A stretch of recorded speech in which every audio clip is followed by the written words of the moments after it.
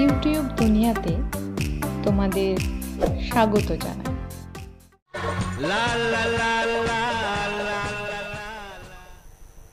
ऋषि कपूर दुनिया में नहीं रहे। सब जानते ऋषि कपूर एक बहुत ही जिंदा दिल इंसान थे, जिनके ह्यूमर की हर कोई तारीफ करता था। खासकर अमिताभ बच्चन के साथ उनकी पर्सनल केमिस्ट्री गजब की थी। 1976 में फिल्म कभी कभी से जो ये रिश्ता शुरू हुआ, वो 2018 में 102 नॉट आउट तक चला। आज भी अमिताभ बच्चन ने ही सबसे पहले ऋषि कपूर के निधन की जानकारी दी। फिल्म 102 नॉट आउट की रिलीज से पहले का एक वीडियो आपको दिखाते हैं, देखिए। ऋषि कपूर की जिंदगी खुली किताब की तरह भी थी। उनकी बेबाकी का हर कोई कायल था। साल 2017 में उन्होंने एक किताब लिखी थी, खुल्लम खुल्ला, और तब मैंने ही ऋषि कपूर साहब का इंटरव्यू किया था। और मुझे याद है कि ऋषि कपूर ने उस इंटरव्यू में सचमुच खुल्लम खुल्ला सारे जवाब दिए थे।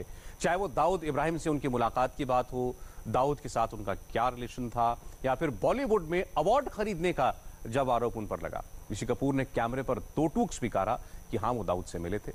उन्होंने 30,000 रुपए देकर एक बार एक फिल्म अवार्ड भी खरीदा था। उस इंटरव्यू का कुछ हिस्सा आज आपको सुनना चाहिए।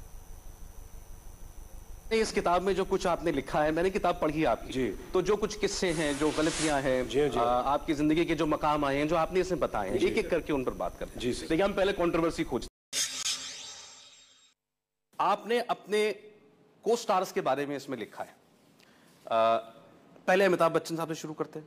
आपके जमाने में वो सुपरस्टार हो गए थे जब आप सबसे बड़े बेहतरीन एक्टर और सबसे बड़े स्टार, और उनकी जो पहली ब्लॉकबस्टर थी जंजीर, उस जंजीर पर उनको जो इनाम मिलना चाहिए था वो आपने छीन लिया उनसे।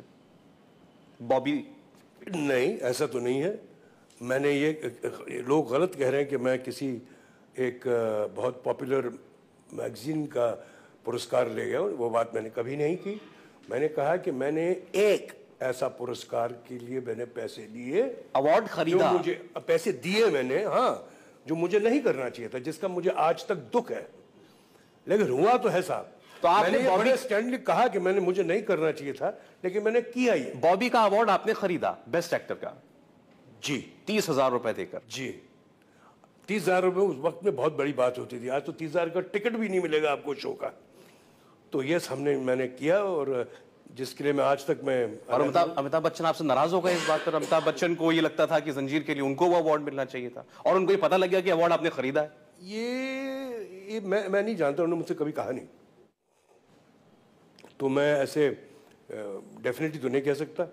बट ये बात जरूरी है कि शायद हो सकता है जिन्होंने मेरे से 30,000 रुपये लिया हो, वो मुझे ठग रहे होंगे, बोल के मैं तुम्हें दिला दूं।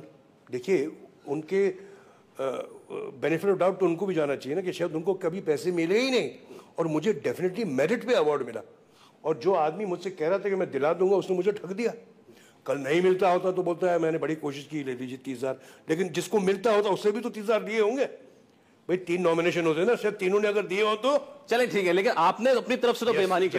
मैंने अपनी तरफ से बेईमानी की। ठीक, अब ये कि इसका आपके और अमिताभ बच्चन के रिश्ते पर क्या असर पड़ा? आप किताब में लिखते हैं कि थोड़ी ऑकवर्डनेस थी।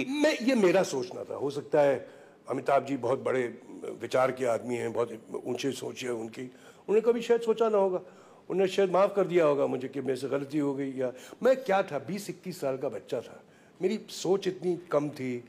मैं सडनली उस उम्र में मुझे इतनी एक शोहरत मिली, मुझे जानकारी, लोग ने मुझे जाना, मुझे पैसा था, पैसा बहुत मिला मुझे। तो हो सकता है कि मैंने ये गलती उस भाव में कर ली हो, जो मैं समझता हूँ मैंने यही किया, क्योंकि बहुत गलतियां की है मैं उस एज में मैंने। राजेश खन्ना, अमिताभ बच्चन, हिंदुस्तान का सबसे बड़ा सुपरस्टार आज तक कौन हुआ? देखिए, मैं जानता नहीं हूँ राजेश खन्ना साहब कितने बड़े सुपरस्टार हैं, लेकिन उनकी कहानियां सुनी है मैंने। लेकिन आंखों देखी तो मैंने देखी अमिताभ बच्चन के साथ। मैं आपको एक किस्सा सुनाता हूँ। अमित जी ऑपरेशन के जो कांड हुआ था, जो वो बहुत सीरियसली इंजर्ड थे, अस्पताल में थे और मौत से लड़ रहे थे वो। तो जब उनकी तबीयत ठीक हुई और वो जब ठीक हुए तो उन्होंने शूटिंग शुरू की फिर से फिल्म कुली के साथ ही, जिसमें उन्हें लगी थी। हम शूटिंग कर रहे थे मुंबई में एक रेक्लेमेशन एरिया में, जिसमें पिक्चर का क्लाइमैक्स शूट हो रहा था। और वहाँ तंबू में हम सब वहाँ विश्राम करते थे जब तक लाइटिंग वाइटिंग शुरू हो। तो अमित जी का एक तंबू अलग था और हर एक्टर के तंबू अलग थे, तो वेट करते थे। और उस रेक्लेमेशन में तकरीबन 1 लाख आदमी आया था अमिताभ बच्चन को देखने, और शूटिंग देखने ही अमिताभ बच्चन को देखने। और वो क्राउड पुलिस की बस की बात नहीं थी कंट्रोल करने की, तो प्रोड्यूसरों ने वहाँ के जो लोकल दादा थे उनको बुलाया था कंट्रोल करने को क्राउड। ভিডিওটি ভালো লাগলে আমাদের ইউটিউব দুনিয়া চ্যানেলটি সাবস্ক্রাইব ও লাইক করো। অন্য বন্ধুদের শেয়ার করতে ভুলো না কিন্তু। আর সবার আগে ভিডিওটি পেতে বেল আইকন প্রেস করো।